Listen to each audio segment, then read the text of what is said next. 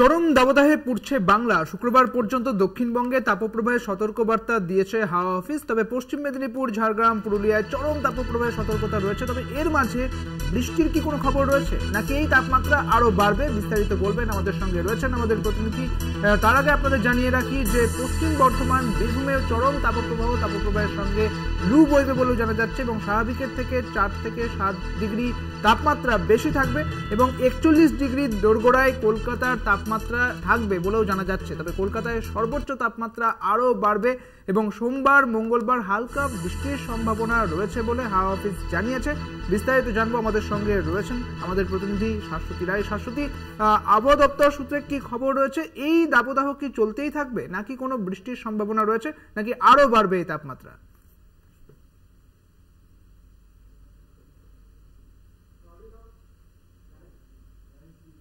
রয়েছে 6টি জেলাতে, সেক্ষেত্রে 2 মেদিনীপুর, 2 বর্ধমান, বীরভূম এবং বাঁকুড়া, এই ঝাড়গ্রাম সহ এই 6টি জেলাতে কিন্তু তাপপ্রবাহের সতর্কতা জারি রয়েছে এবং কলকাতার তাপমাত্রা ইতিমধ্যেই 40 ডিগ্রির ওপরে অবস্থান করছে এবং এই তাপমাত্রার পারদ কিন্তু আরো কিছুটা বাড়ার সম্ভাবনা তৈরি হয়েছে।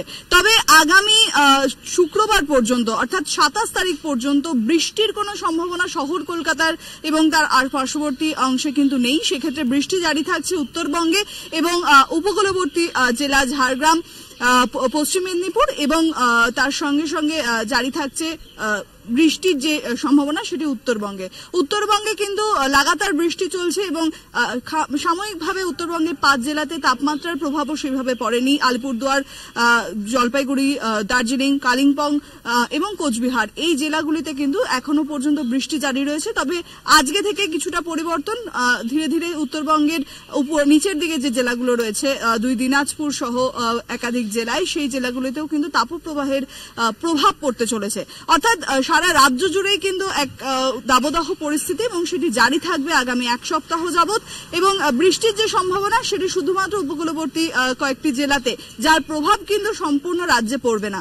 অর্থাৎ বোঝাই যাচ্ছে যে এই যে তীব্র দাবদাহের প্রভাব তা কিন্তু আগামী কয়েকদিনও বেশ কিছুটা চরমে থাকবে। তবে সোমবার এবং মঙ্গলবার কিছুটা কম উত্তর 24 পরগনা, দক্ষিণ 24 পরগনা, কলকাতায় এই তাপপ্রবাহের প্রভাব চলবে।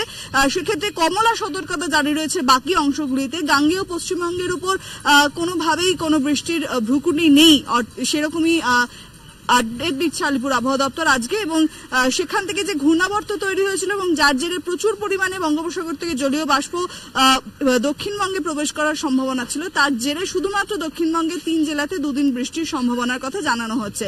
তবে আগামী দিনে বৃষ্টির যে পূর্বাভাস তা কিন্তু হতে পারে, কারণ ঘূর্ণাবর্তের অবস্থান রয়েছে বেশ কয়েকটি, যার ফলে বৃষ্টি কিছুদিনের মধ্যেই শুরু হওয়ার একটি সম্ভাবনা রয়েছে। তবে তাপপ্রবাহের যে প্রভাব তা কিন্তু আগামী শুক্রবার পর্যন্ত চলবে সারা রাজ্য জুড়ে।